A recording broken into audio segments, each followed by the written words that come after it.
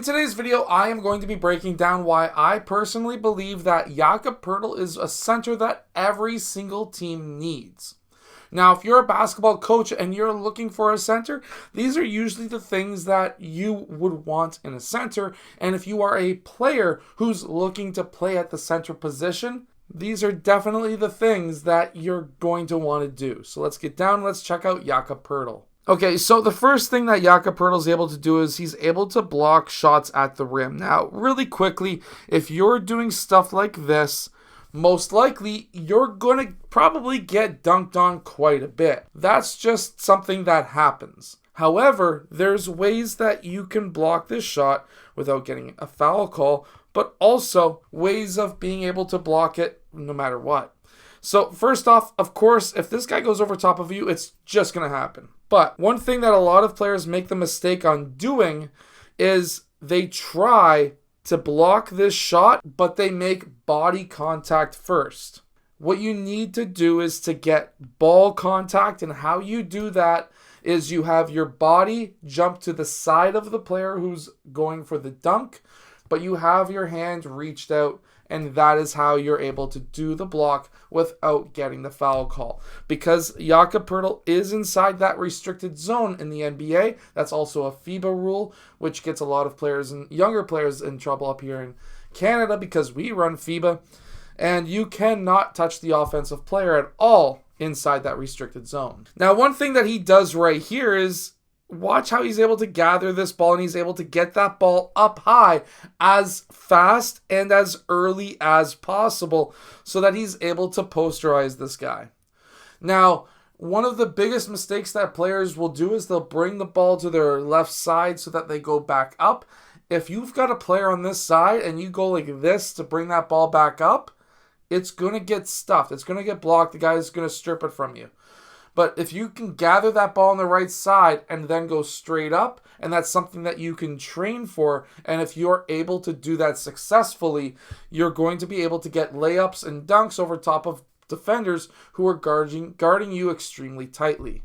Now in this next clip, what we see is Jakob Poeltl going for that dunk. However, what he does is he's able to use his off arm and his body to protect that ball.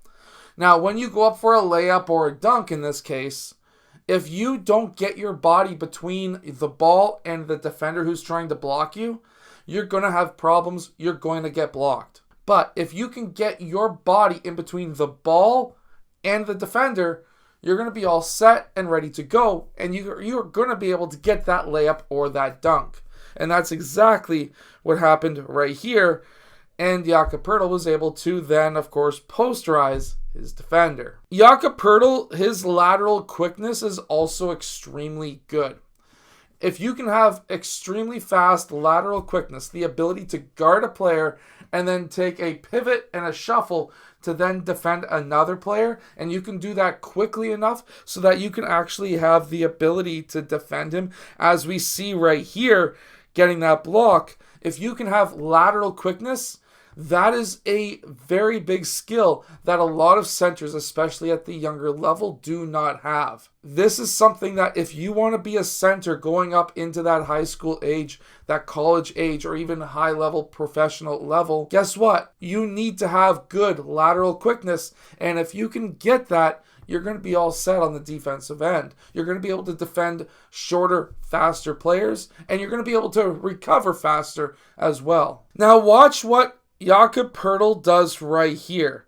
He receives that pass, he keeps it at his chest, he doesn't dip it below his waist, he gets close to his waist, but he doesn't bring it down. And that's a massive tip. Because if he was to bring that ball down here and bring it back up, guess what? That would have been most likely a block. That could have been a strip. That could have been a lot of things. But by keeping it high, you're going to be able to take time away from bringing it down and back up, which will then allow you to be able to make that shot. But also, watch what he's able to do. He goes up strong with two hands. He gets fouled right there. Watch right there. He gets fouled. He gets the and one because he had 2 hands on the ball. If he had only 1 hand on that ball, it would have been a for sure probably block. Now, watch this post up right here. Look at how low he gets. He's still trying to get his shoulders lower than his defenders. Just like a perimeter player, when they drive, they want to get their shoulders lower. Jakob Poeltl wants to get his shoulders lower too. There's a reason for that. Because now, when he goes into his defender, he's going to have leverage. And this, if I remember correctly, was not called a foul because that is just what happens in the low post. There's a lot of contact that happens down there. And a lot of the times, those flops or those charges that defenders try to make on you, the referees are just going to look at it and say, you flopped, let the offensive player get his basket. Anyways, this is what makes Jakob Poeltl so great. This is what can make you good as well if you are a center. If you have enjoyed today's video, make sure to go check out my shooting workout that is down in the description below. And I will see you guys again in my next video.